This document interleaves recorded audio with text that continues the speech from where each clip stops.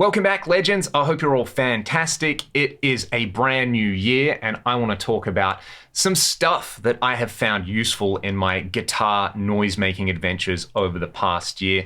These are products that I've used fairly regularly, but wouldn't really fit into any type of video other than this one, where I just throw a bunch of things together that are maybe useful, or they solve a problem, or they help keep my room clean. Stuff that I wouldn't necessarily do a standalone 10-minute video about. So we'll see everything from cases to cables to switches and mixers in this particular video. And I do want to say a very special thank you to Boss and their new range of instrument cables for sponsoring this video. Let's go.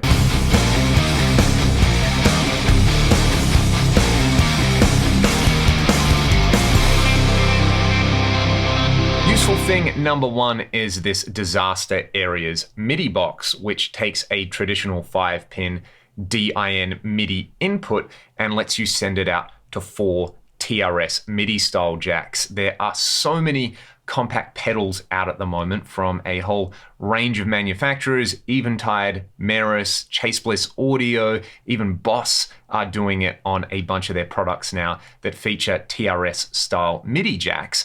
The one issue with it though is that there are different, let's say, standards. You have a type A and a type B, and I believe some manufacturers even use their own idea of how you should wire up 3 DIN pins to a TRS jack. But this particular unit is an older version which has little dip switches on the inside so that you can adjust between type A and type B. I believe the newer version actually gives you 3 independent little sliders on there so you can dial them in for different brands. But just to give you an idea of this, I have a bunch of the Eventide .9 pedals which allow TRS MIDI in. There's no way to pass MIDI through on them. So if you wanted to hook up, say, 3 of the .9 pedals, you would need a unit like this so that you can send your MIDI controller message in. I'm going to be using an X-Sonic Air Step, and then I'm going to feed it using just 3 standard TRS cables to the MIDI TRS input jacks on the Eventide pedals, and it lets you sync up all your MIDI messages. I'll just give you an example by switching between 3 presets simultaneously across 3 different units.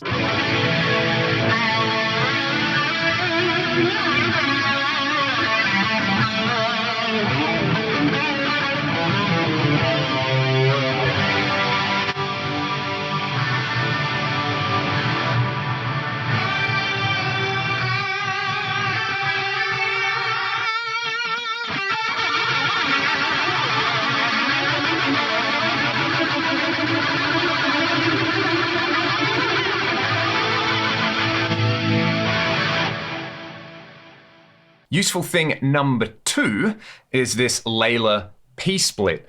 Basically, nearly every series recording I've ever done, you need to cut a clean guitar DI for several reasons. One, you want to have it as a backup in case you want to reamp any tracks. And 2, it makes editing and aligning guitar tracks a whole lot easier because you can see the transient on a DI guitar signal a lot easier than you can with something like a massively distorted dual rectifier. This was the first thing in line between my guitar and my amps. When we did the Ragdoll Back to Zero album, I still use it a whole bunch when I'm doing amp comparisons, or if I want to split my mono signal into a dual mono signal to use with certain old school rack processors. But this is great because it basically just doesn't have a sound. It will pass through your guitar input and spit it out exactly through here. You have a ground lift and a phase reverse switch. Again, very, very handy, and it is just built so well. It's really easy to take the top off,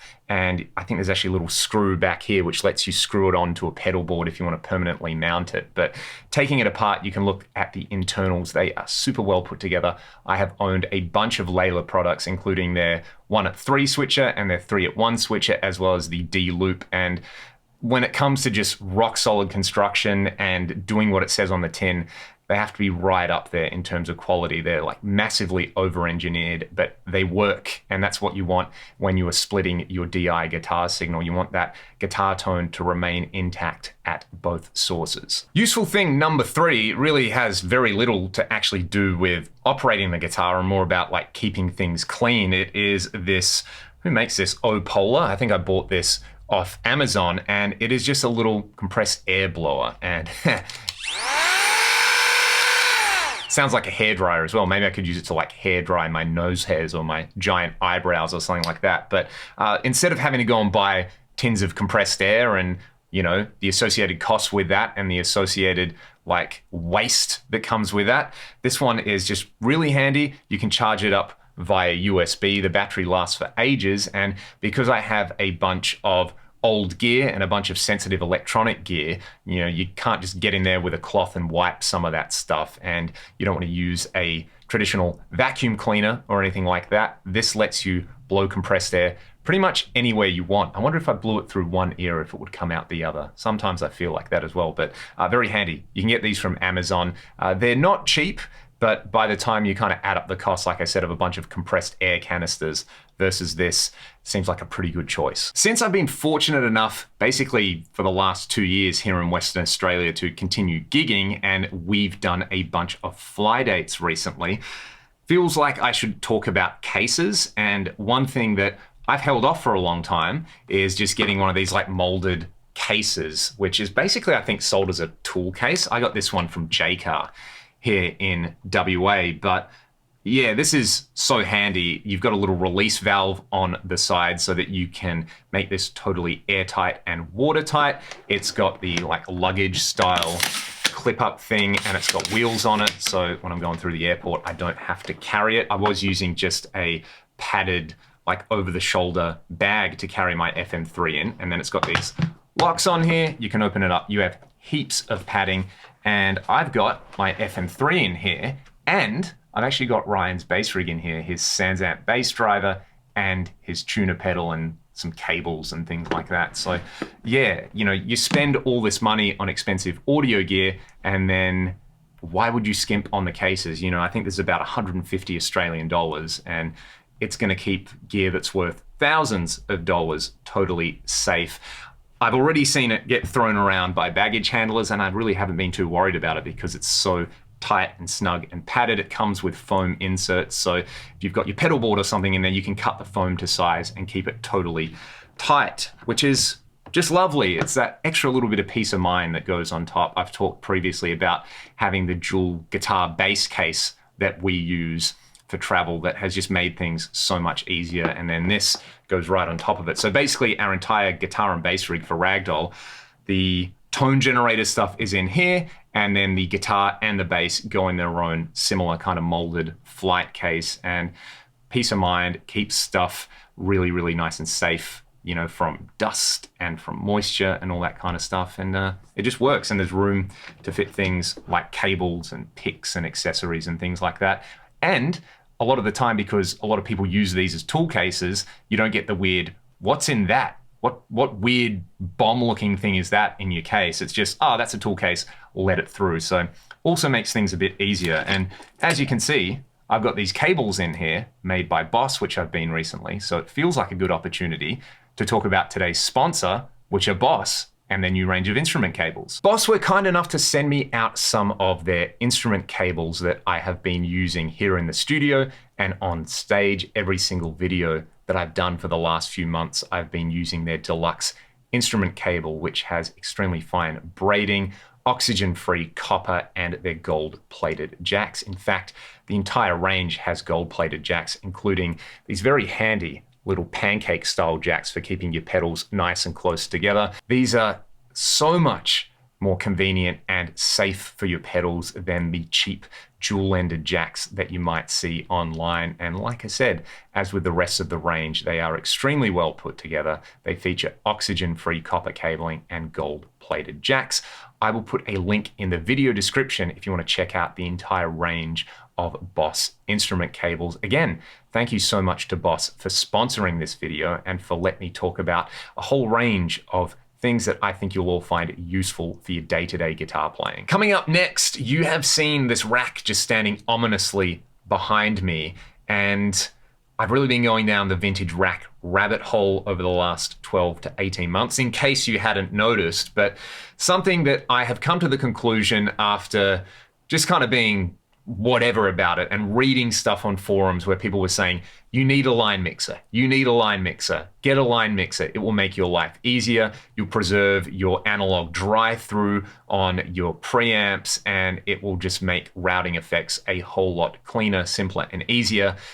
And I didn't get a line mixer for a long time, and I struggled with it. And when I got a line mixer, it all made sense. So I have got the Samson SM10 in here, which I bought off Amazon, I think for around 300 American dollars, maybe even less. And the reason this works is as follows. Basically in this setup, I've got my Synergy Syn 2 with some modules loaded into it. That goes into the Clark Technic BBD 320, which is an analog stereo chorus.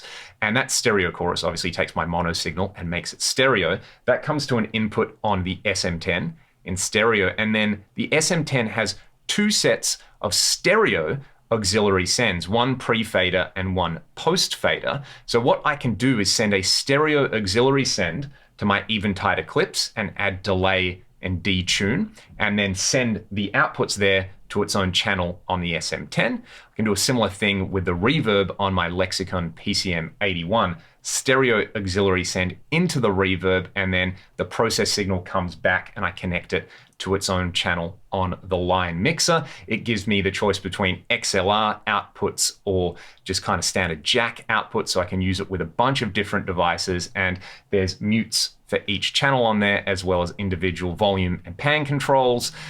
It just makes life easier when I'm using this kind of stuff. And the other great thing about it is I've got this permanently hooked up with my Axe-Fx. It basically gives me a bunch of extra stereo ins. So I've got the Poly Bebo on my desk set up basically as a synth that can feed into a spare channel. I've got my Hydra synth plugged into a spare channel on there as well. And if I wanted to connect something like another rack effects processor, I can easily route that as well. You can even use it as a de facto splitter as well if you want in your setup. And yeah, I'm gonna say if you've got more than one old rack effects processor in your rig, just go and get a line mixer. Get something like the SM10. It is a lot more affordable than the custom audio stuff, which I know is kind of specifically designed for guitar rigs, but you can make the SM10 work really well for you. And of course, here's an example of some of the tones.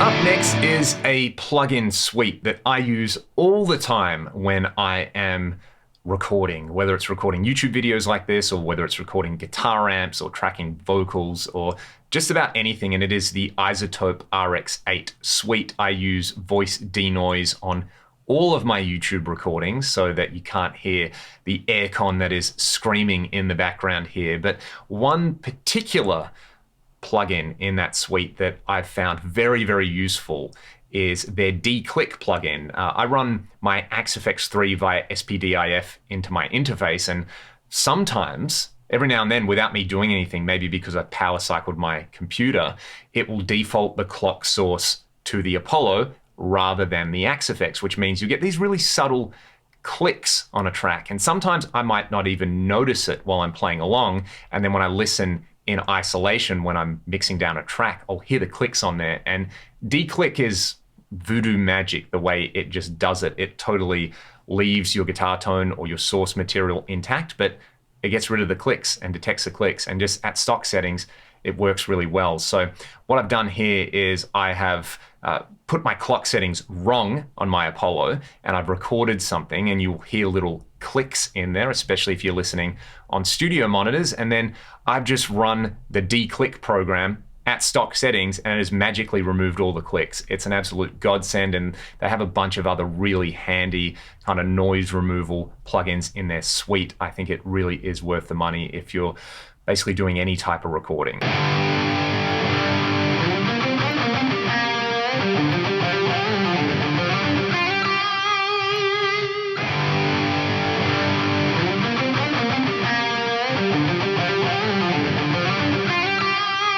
This is going to be a divisive one for some people because I know this particular product has become a meme, but it is just a fret wrap. And I don't use it because I do a whole bunch of two-handed stuff, but I will do it when I do kind of tap style two-handed stuff. I just leave this on my main gigging and recording guitars so that it can mute the dead string length behind the nut. And what I've found, less on this guitar, more so on Strat style guitars or on guitars where you have, say, a vibrato bar, so you've got springs underneath there, is that that dead string length kind of rattle a little bit, and sometimes it can just contribute a little bit too much noise to your recordings. And if you're trying to do really tight syncopated chugs, or if you've already got a heavily gated signal, but the dead string length might be accidentally setting the gate off a little bit, that can be really frustrating. So I just leave the fret wrap behind the nut.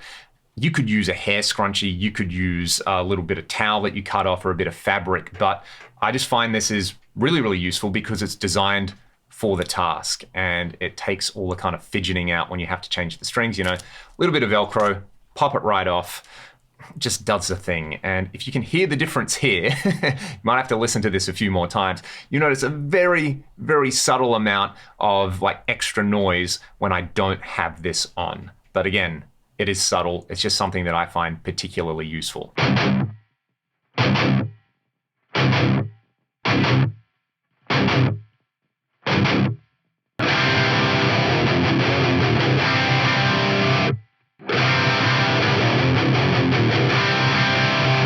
There's a motley selection of devices that I have found particularly useful for making guitar noises over the past year. I do want to throw it all out to you. What piece of gear has made your life a little bit easier recently, and what would you recommend to your fellow guitar players out there? Let me know in the comments section below.